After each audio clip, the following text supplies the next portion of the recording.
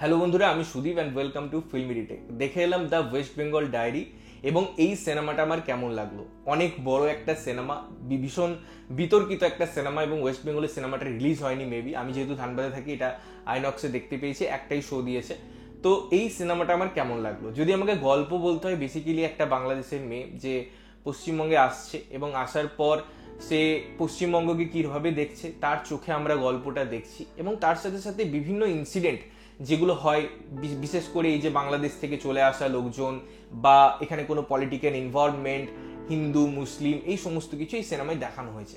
এবারে এক কথায় আমাকে যদি বলতে হয় সিনেমাটা আমার কেমন লাগলো, আমি বলবো রিডিকিউলাস, একদম বিগ্রেড একটা সিনেমা।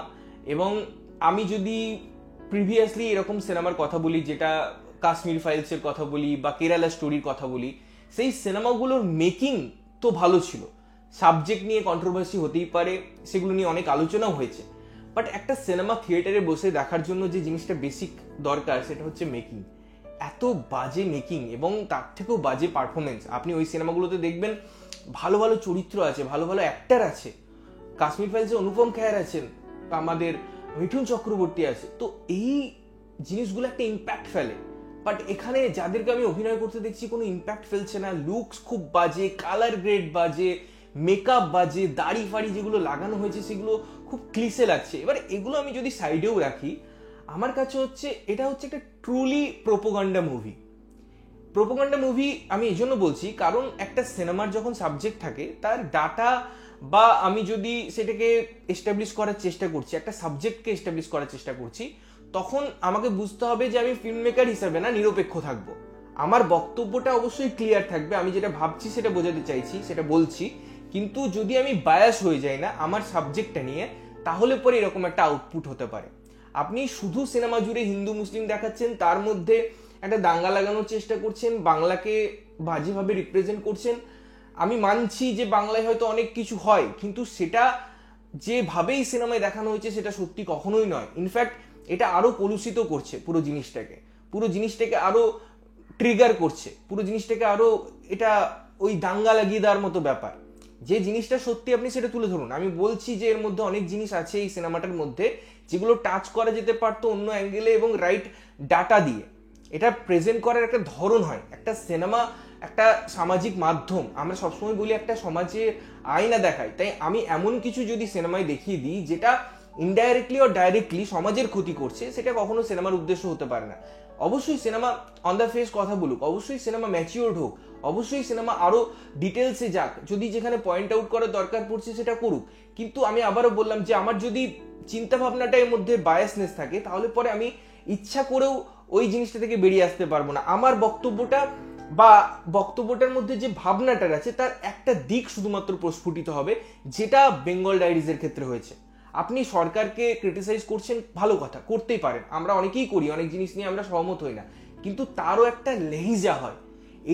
এটা যদি আপনি না বোঝেন, একটা একটা সীমা থাকে, একটা জায়গা পর্যন্ত আমরা সেই জিনিসটাকে নিয়ে কথা বলতে পারি, তারপরে যদি সেটাই চলে যায় তখন সেটা ধৃষ্টতা হয়ে যায়, তখন সেটা বাড়াবাড়ি হয়ে যায়, তখন সেটা কিছু পার্টিকুলার সম্প্রদায় বা দুটো সম্প্রদায়ের মধ্যে আগুন লাগানো হয়ে যায়, যেটা আমরা কখনোই চাই না। ইনফ্যাক্ট ভারতবর্ষ সবসময় আমরা বলি সার্বভৌমত্বের কথা বলি, আমরা সব সম্প্রদায়কে একসাথে নিয়ে থাকার কথা বলি, তো সেই জায়গায় এই সিনেমাটা আমার মনে হয় ট্রিগার করছে, খুব বাজেভাবে করছে। আর ইনফ্যাক্ট আমি যদি কেরালা স্টোরির কথা বলি, আমি যদি কাশ্মীর ফাইলসের কথা বলি, সেগুলো তো এই ব্যাপারগুলো ছিল, কিন্তু সে ঘটনাগুলো কিন্তু আমরা জানি, সেগুলো যেভাবে দেখানো হয়েছে সেটা ডিস্টার্বিং।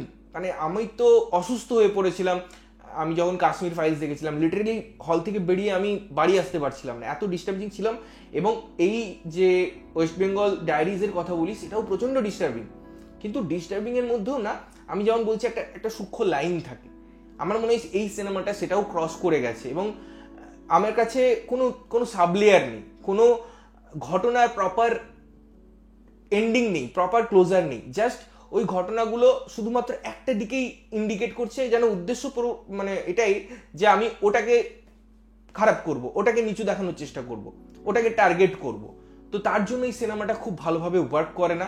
ইনফ্যাক্ট আমি বলবো সিনেমার মধ্যে পোটেনশিয়াল ছিল, সিনেমার মধ্যে সাবজেক্টগুলোকে যদি তারা নিরপেক্ষভাবে দেখানোর চেষ্টা করতো, তাতে আসুক দুটো সম্প্রদায়ের কথা, তাতে আসুক সরকারকে মানে ক্রিটিসাইজ করার কথা, কিন্তু এভাবে একটা সিনেমা বানানো যায় না। ইনফ্যাক্ট যে ক্যারেক্টারগুলোর আমি বারবার কথা বলছিলাম, তারা এত বাজে পারফরমেন্স করে, যার ফলে এটা একটা সিনেমা দেখছি না ডকুমেন্টারি দেখছি না একটা কারু বিদ্বেষের প্রতিস্ফলন দেখছি, এটা বোঝা মুশকিল। খুব বাজে মেকিং, খুব বাজে মিউজিক, খুব বাজে তার চরিত্রায়ন, কালার, তার মানে ক্যাপচারিং আমার জন্য ভালো লাগেনি। হ্যাঁ, কিছু কিছু সিন আছে যেগুলো খুব ব্রুটাল, যেগুলো খুব ডিস্টার্বিং, আমি যেমন বলছি, বাট ওটা সিনেমার মধ্যে দেখিয়ে দেওয়া মানে আমি ভালো কাজ করে নিলাম, এটা কখনোই হতে পারে না, অন্তত আমার জন্য হতে পারে না। অনেকের ক্ষেত্রে হয়তো ওয়ার্ক করতে পারে, আমি জানি না, বাট আমার জন্য এই সিনেমাটা একদমই ওয়ার্ক করেনি। আপনারা যদি দেখেছেন অন্যান্য জায়গা থেকে তো জানাবেন কেমন লেগেছে, আর যদি না দেখেছেন